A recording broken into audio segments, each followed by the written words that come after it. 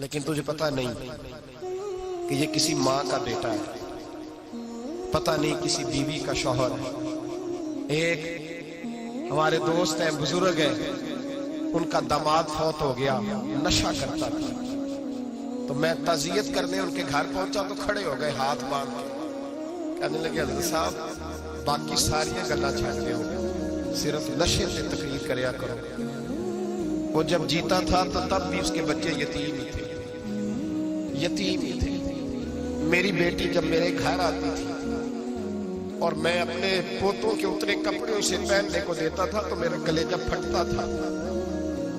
اور میری بیٹی اس کی زندگی میں بھی بیوہ کی زندگی گزار رہی تھی، وہ میری بہوؤں کے اتنے ہوئے کپڑے پہنتی تھی۔ کوئی دعا کرو، کوئی جلسے کرو، یہ لت ختم ہو جائے۔ اور کہنے لگا اب میرے وہ چلا تو گیا ہے، دادا دادی اس کے پہلے کوئی نہیں، چچا ہے کوئی نہیں، جب تک تو میں زندہ ہوں ان نواسوں کو کوئی روٹی کا لقمہ، کوئی کپڑا مل جائے گا۔ لیکن سوچتا ہوں میں بوڑھا ہوں، مر گیا تو ان کو کوئی پوچھے گا بھی، کون ان کی خبر؟ اتنا ظلم اس قوم سے، اتنی زیادتی، اور آرام سے لکھ کر لوگ گزر گئے کہ یہ 70 لاکھ ہے، ان کا درد تو سمجھو، تکلیف تو سمجھو۔ 7 فٹ کا سونا جوان اور نشے کا عادی ہے تو کسی نالی میں پڑا ہوا۔ اور میں نے کہا اس قوم کے ساتھ اس سے بڑا بھیانک مذاق کیا ہو؟ کوئی دانشور تھا بڑا ظالم، اس ظالم سے کوئی مشورہ لینے آیا، اس نے آ کے کہا تو بڑا ظالم ہے، بڑے کڑوے مشورے دیتا ہے، میرا ایک دشمن ہے، میں اس سے بدلہ لینا چاہتا ہوں، میرا دل کرتا ہے اس کا بچہ قتل کر دوں تاکہ وہ تڑپے۔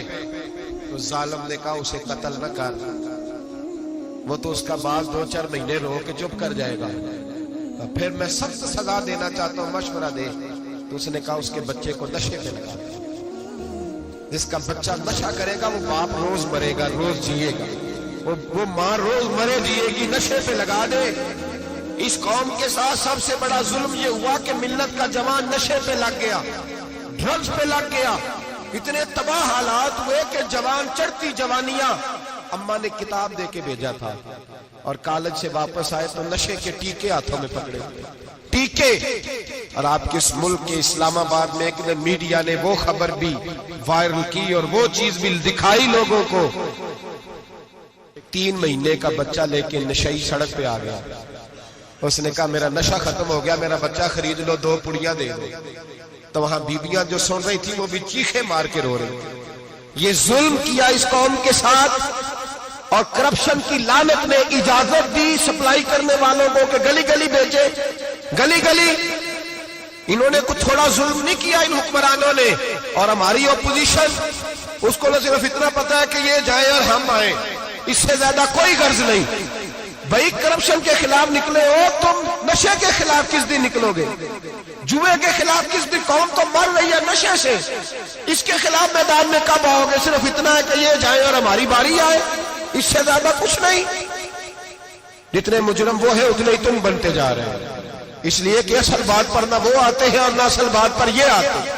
بھائیو، میرے نبی پاک صلی اللہ تعالی علیہ وسلم۔ اور ایک اور تماشا ہے، یہ میرے پہ اللہ کا یہ احسان رہا، اس لیے نہیں کہ میں پرہیزگار آدمی ہوں، نیک ہوں، اس لیے نہیں، ویسے ہی اللہ بعض اوقات اسباب بناتا ہے، سبب بناتا ہے۔ مجھے نہ شراب کے رنگ کا پتہ ہے، نہ اس کی خوشبو کا پتہ ہے، نہ میں نے کبھی زندگی میں دیکھی ہے، یہ کرم ہے میرے حضرت صاحب کا، میں نے نہیں دیکھی، مجھے نہیں پتا کیسی ہوتی ہے، کچھ باتیں میں نے سنی ہیں۔ ایک محفل میں بیٹھا تھا مجلس میں، تو ایک شخص نے کہا کھانسی نہیں جاتی بچے کی، دوسرا اس کو مشورہ دے رہا ہے، کھانسی نہیں جاتی، بڑی دوائی دیسی بھی فلاں بھی بڑی کھائی، مشورہ دیا اس کو کہ تو اس طرح کر، اس کو نا شراب کے 2-4 چمچے پلاؤ، کہتے ہیں جی اس کو نا یہ پلاؤ تو صحیح ہو جائے گی۔ تو میں نے پلٹ کے اس کی طرف دیکھا، میں نے کہا کوئی عقل کار کیا مشورہ کرنا؟ مولانا میرا تجربہ ہے۔ میں نے کہا تیرا تجربہ افضل ہے یا رسول اللہ کا فرمان زیادہ افضل ہے؟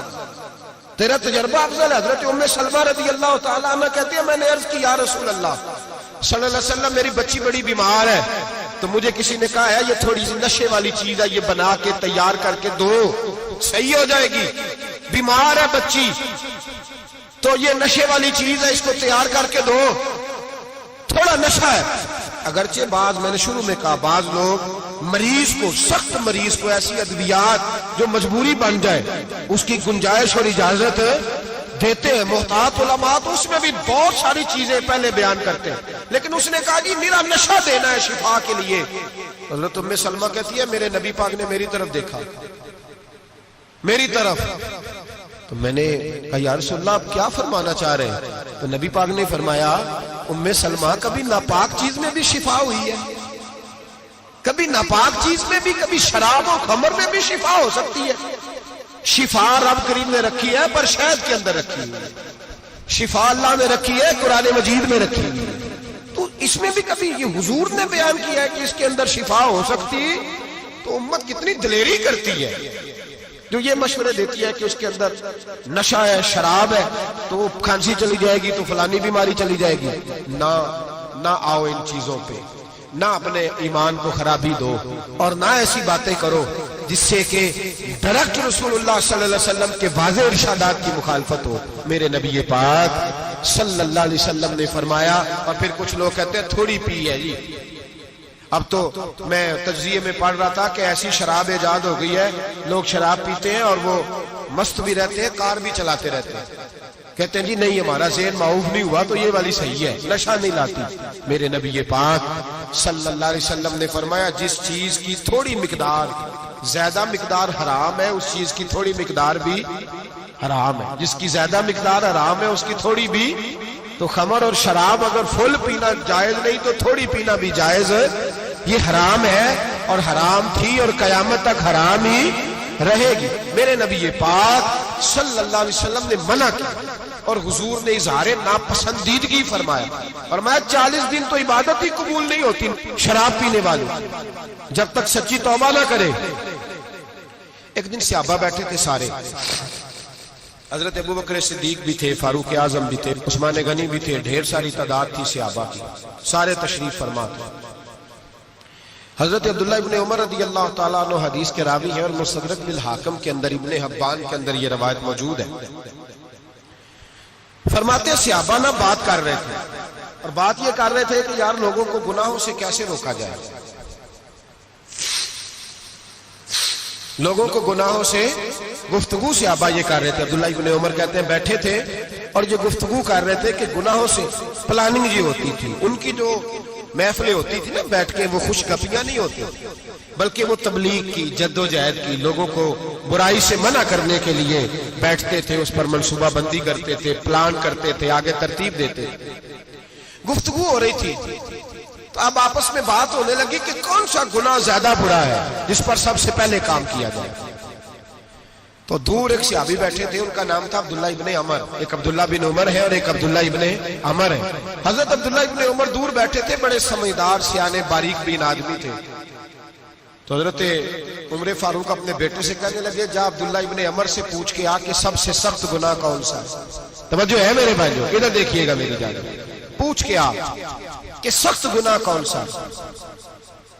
عبداللہ بن عمر رضی اللہ تعالیٰ عنہ کی خدمت میں جب عبداللہ ابن عمر گئے تو جا کے کہنے لگے کہ صحابہ پوچھتے ہیں کہ آپ نے زیادہ وقت گزارا ہے نبی رحمت صلی اللہ علیہ وسلم کے پاس, تو بتلائیے برا گناہ کون سا ہے, سب سے سخت گناہ, تاکہ سب سے پہلے اس پر پابندی لگائی جائے, اس پر محنت کی جائے.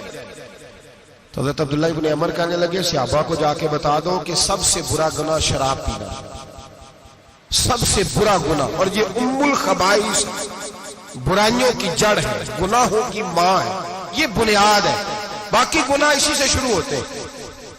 کہتے ہیں میں نے آ کے بتایا تو حضرت ابو بکر صدیق رضی اللہ تعالیٰ عنہ سیدنا فاروق اعظم کہنے لگے خود جاتے ہیں, ان کے پاس خود جاتے ہیں, چونکہ ہم نے بات سننی ہے ہم خود جاتے ہیں اور ان سے جا کر کے سوال کرتے ہیں کہ اگر آپ کو اس تفصیل کا پتہ ہے نا تو اس کے پیچھے بھی کوئی تفصیل ہوگی جو میرے نبی پاک نے بیان کی ہوگی صلی اللہ تعالی علیہ وسلم. اس تفصیل کا بھی آپ کو پتہ ہوگا جو نبی پاک نے بیان کی ہوگی, اس بات کے پیچھے جو بیک گراؤنڈ ہے, جو پس منظر ہے. فرماتے ہیں کہ ہم اٹھے, عبداللہ ابن عمر کے پاس گئے, ان سے جا کے پوچھا کہ جناب آپ نے یہ تو فرمایا ہے شراب ام الخبائث ہے، تو اس کے پیچھے پس منظر کیا ہے؟ عبداللہ ابن عمر کہنے لگے یہ میں نے اپنے پاس سے نہیں کہا، یہ میں نے نبی پاک سے سنا ہوا ہے۔ حضور سید عالم صلی اللہ علیہ وسلم بیٹھے تھے تو حضور نے فرمایا شراب یہ نشہ یہ برائیوں کی ماں ہے، اور پھر حضور نے ایک مثال بیان فرمائی۔ نبی رحمت علیہ السلام نے فرمایا بنی اسرائیل کا ایک واقعہ ہے، ایک خوبصورت جوان تھا، ایک عورت کا دل آ گیا اس پر۔ یہ یاد رکھ لیں، ہم لڑکوں کو منع کرتے رہتے ہیں لیکن ہمیں گھر کی بچیوں پر بھی توجہ دینی ہوگی، ہمیں ان کے فون پر بھی نگرانی کرنی ہوگی، ہمیں وہاں بھی غور کرنا ہوگا، اس لیے کہ اگر کوئی بچی گنجائش نہ دے تو میرا خیال ہے کہ لڑکا جرت کرنے کی طاقت نہیں رکھتا، تو وہاں بھی ان کی اماں سے کہے کہ پابندی لگائے، بچی کسی کا موبائل لے کر کے کہیں اس کو استعمال تو نہیں کر رہی، اس پودے پر بھی توجہ دے، درخت بننے سے پہلے اس کی بھی نگرانی کریں، یہ بھی بڑا ضروری کام ہے۔ عورت کا دل آ گیا تو نبی پاک علیہ السلام فرماتے اس نے کوئی بہانہ لگایا، کسی کو کہا کہ اس نوجوان کو بلا کے لاؤ، اس کو کہو کہ ہم نے کوئی گواہی لینی ہے تجھ سے۔ وہ نوجوان آیا، ایک کمرے میں داخل ہوا تو اگلے کمرے میں لے گئے، وہاں داخل ہوا تو اسے اگلے کمرے میں لے گئی، وہ داخل ہوا تو اسی طرح 7 مکمل کمروں میں لے گئی۔ میرے کریم رسول میرے محبوب پاک علیہ السلام فرماتے صحابہ کو سمجھا رہے ہیں میٹھے لب و لہجے میں، فرماتے جب سب سے پچھلے کمرے میں لے گئی تو ایک لڑکا بندھا ہوا تھا وہاں رسیوں سے، شراب کا پیالہ پڑا ہوا تھا، اور بی بی کہنے لگی کوئی گواہی شواہی نہیں لینی، تجھے اس لیے بلایا ہے کہ تیرے اوپر دل آ گیا ہے، اب میرے ساتھ منہ کالا کر۔ تو وہ جوان کہنے لگا نہیں، میں نے اپنے نفس کو پاک رکھا ہوا ہے، میری نظر بھی پاک ہے، دل بھی پاک ہے، اور اس کی برکت یہ ہے کہ رب نے میری روح کو بھی پاک رکھا ہوا ہے، تو میں یہ حرکت نہیں کر سکتا۔ پاک لوگ پلید کاموں کی جانب توجہ نہیں کرتے، میں یہ حرکت نہیں کر سکتا۔ اقبال نے اپنے بیٹے کو دعا دی تھی، اس نے کہا تھا حیا باقی نہیں ہے زمانے کی آنکھ میں، خدا کرے کہ رہے تیری جوانی بے داغ، خدا کرے کہ رہے تیری جوانی بے داغ۔ کہا میرے ساتھ منہ کالا کر، اس نے کہا میں نہیں کرتا۔ کہنے لگی چل پھر اس کو قتل کر، اس کو میں نے باندھا ہوا۔ اس نے کہا میں قتل کیوں کروں، میری کیا دشمنی ہے؟ کہا پھر شراب پیو، کہا میں شراب بھی نہیں پیتا۔ وہ کہنے لگی اب تو میں نے تجھے اپنے چنگل میں پھانس لیا ہے، اب تو یہاں سے بچ کے جا نہیں سکتا، اور اگر تو باہر جائے گا تو میں شور کروں گی، لوگ جمع کروں گی، اس نے میری عزت آبرو پہ ہاتھ ڈالا ہے، تو بچ تو نہیں سکتا، ایک کام تو کرنا پڑے گا۔ محبوب فرماتے ہیں اس نوجوان نے سوچا کہ زنا بھی بہت بڑا جرم ہے، قتل بھی بہت بڑا گناہ ہے، چلو اب مجبوری ہے تو شراب پی لیتا ہوں۔ لیکن وہ سمجھا نہ کہ شراب تو بنیاد ہے، اس نے ایک پیالہ جو پیا، کہنے لگا ایک اور دے دو، دوسرا پیا تو کہنے لگا ایک اور دے دو، اب 3 پیالے 3 بوتلیں شراب جو پی چکا تو خماری چڑھ گئی۔ اب اس عورت کے قریب جانے لگا کہ میں تیرے ساتھ زنا کروں گا۔ اس نے کہا جب تک میں قریب نہیں آنے دوں گی جب تک تو اسے قتل نہ کرے۔ اس نے اسے قتل بھی کیا، زنا بھی کیا۔ تو محبوب فرمانے لگے یہ قتل اور زنا جو ہوا ہے تو یہ شراب کی وجہ سے ہوا ہے، گویا شراب کو جرم ہے جو قتل بھی کرائے گی، جو زنا بھی کرائے گی۔ اور اگر آپ نشئی کو دیکھیں، اگر آپ شرابی کو دیکھیں تو کیا وہ ڈکیتیاں نہیں کرتا پھرتا، وہ چوریاں نہیں کرتا، وہ اپنی ہی ماں کا زیور نہیں بیچ آتا، وہ اپنی ہی بہن کا پڑا ہوا جہیز نہیں بیچ آتا، وہ اپنے ہی گھر میں ڈاکے نہیں ڈالتا، وہ اللہ کے گھر مسجد میں آ کر کے چوری نہیں کرتا۔ وہ صرف اس لیے کرتا ہے کہ یہ نشہ، یہ شراب، یہ ماں ہے گناہوں کی، یہ جڑ ہے۔ ملت کے لوگوں یاد رکھو، اس امت، اس پاکستان کے ساتھ جہاں بہت سارے ظلم ہوئے، وہاں بڑا ظلم یہ ہے کہ بہت بڑا طبقہ جوانوں کا نشے کا عادی ہے۔ وہ نشہ انہیں عشق مجازی اور عورتوں کے عشق کی جانب لا رہا ہے، وہ نشہ چوریاں کرا رہا ہے، قتل کرا رہا ہے، ڈکیتیاں کرا رہا ہے۔ بہت بڑے ظالموں نے بہت بڑے ہاؤس بنائے ہوئے ہیں جن کے اندر شراب فراہم کی جاتی ہے، نشہ دیا جاتا ہے۔ میں نے تو ایسے ایسے لفظ سنے کہ الیکشن کے دنوں میں ووٹ لینے کی خاطر سیاستدان انہیں نشہ فراہم کرتے ہیں۔ نے باندھ کے رکھتے ہیں، روز تمہیں پڑیا ملے گی، ووٹ ہمیں ڈالنا۔ اتنا ظلم، اتنی زیادتی، اتنا جبر، ایک انسان کے ساتھ کھیلنا۔ لوٹ آؤ، پکڑو ان کا دامن، اپنے گھروں کو بچاؤ، اپنے دوستوں کو بچاؤ۔ جاگو جاگو امت کے لوگوں، جاگو، میرے نبی پاک صلی اللہ علیہ وسلم کے کلمہ گو لوگوں کو بچاؤ۔ ان پر اگر سختی کرنی پڑتی ہے تو کرو، پیار کرنا پڑتا ہے تو کرو، محنت کرو، جدوجہد کرو۔